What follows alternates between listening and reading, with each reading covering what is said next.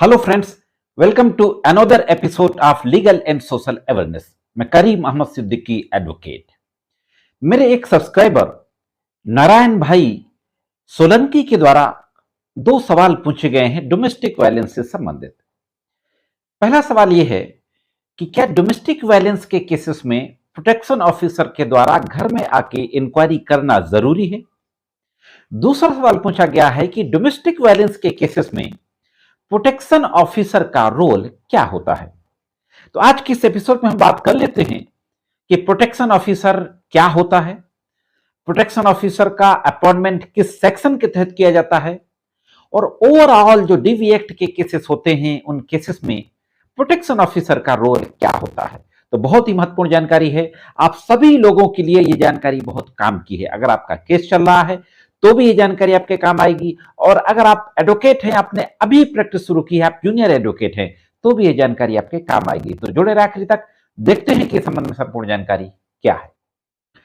जैसा कि हम सभी जानते हैं कि 2005 में protection of women from domestic violence act बना।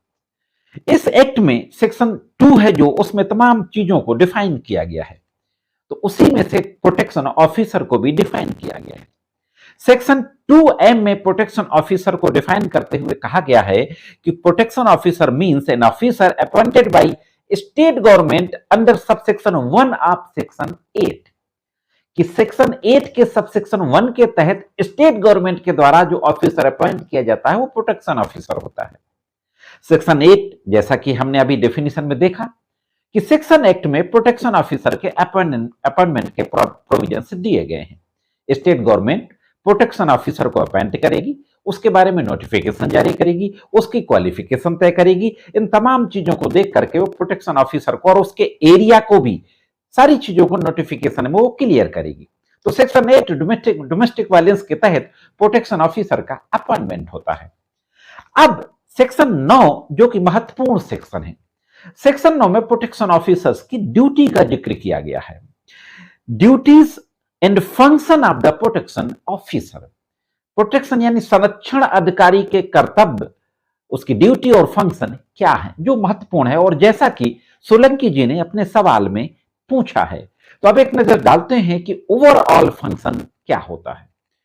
साथियों, सेक्शन 9 के सबसेक्शन 1 में ए से लेकर के ABCDEFGHI तक इतने फंक्शन दिए गए हैं, इतनी ड्यूटीज दी गई हैं प्रोटेक्शन ऑफिसर की। मैं ब्रीफ में आपको बताता हूं। मजिस्ट्रेट जो डोमेस्टिक वायलेंस के केस की हियरिंग करता है, उसको डिसाइड करता है, तो कोर्ट को असिस्ट करना सबसे पहला काम है प्रोटेक्शन ऑफिसर का। जो विक्टिम होती हैं, जो एग्रीव्ड वीमेन, व्यथित महिला कहा गया है डोमेस्टिक वायलेंस में, डोमेस्टिक वायलेंस एक्ट में, जो कंप्लेनेंट यानी जो कि वाद दाखिल करेगी, परवाद दाखिल करेगी, उसको व्यथित महिला कहा गया है। तो आवेदन कैसे किया जाए, आवेदन का ड्राफ्ट कैसे तैयार किया जाए, इसके बारे में भी हेल्प उस एग्रीव्ड महिला को प्रोटेक्शन ऑफिसर के द्वारा की जाएगी।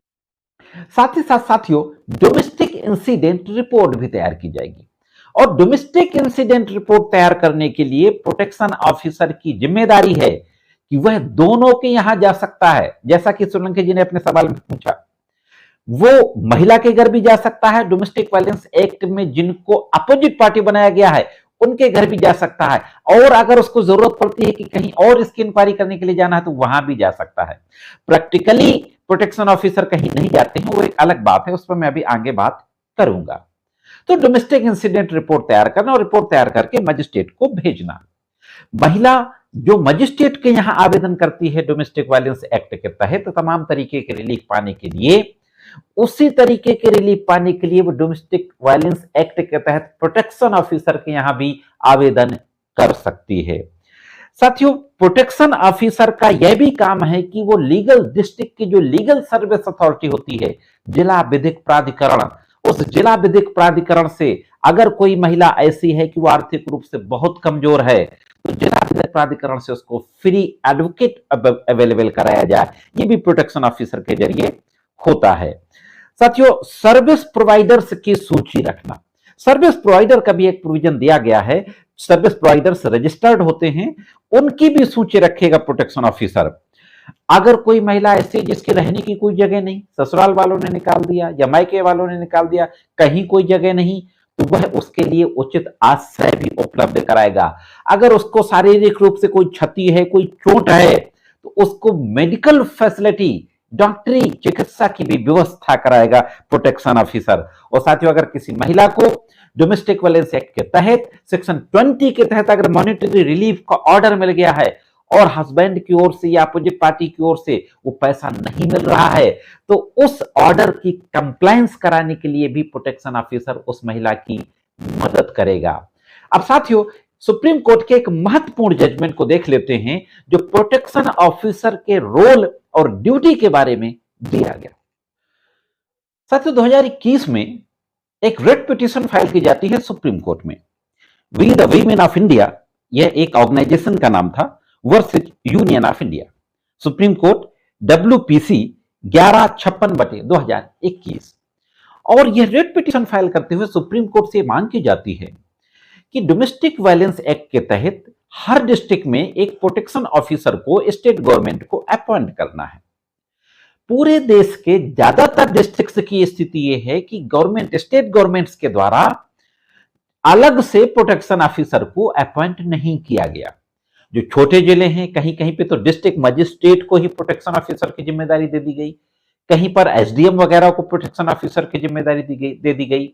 मैं उत्तर प्रदेश की बात बताऊं तो जो जिला प्रोबेशन ऑफिसर होते थे, हालांकि उनको भी DPO कहा जाता है, डिस्ट्रिक्ट प्रोबेशन ऑफिसर है, उसी प्रोबेशन ऑफिसर को, जिनके पास बाल कल्याण वगैरह जुवेनाइल जस्टिस एक्ट से संबंधित पहले से कई काम मौजूद होते हैं, तो उसी जिला प्रोबेशन अधिकारी को जिला संरक्षण अधिकारी का भी चार्ज दे दिया गया।